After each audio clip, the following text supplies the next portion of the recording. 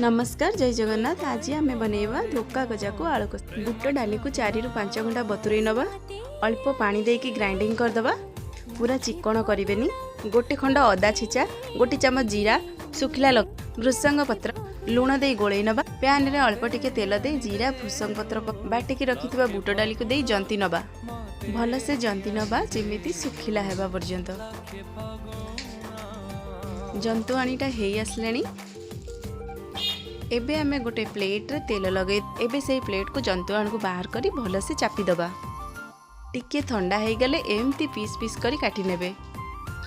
एबे कड़ाई रे तेल गरम करिबा। एबे लो फ्लेम रे सबुतक छाणीबा।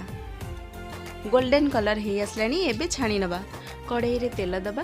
गोटा मसला, पियाज, अदा रसुण पेस्ट, हल्दी गुंड, लंका गुंड, लुण, टमाटर देकी कषि नेबे। एबे आलू देकी टिके कषि नेबे। तो हेगला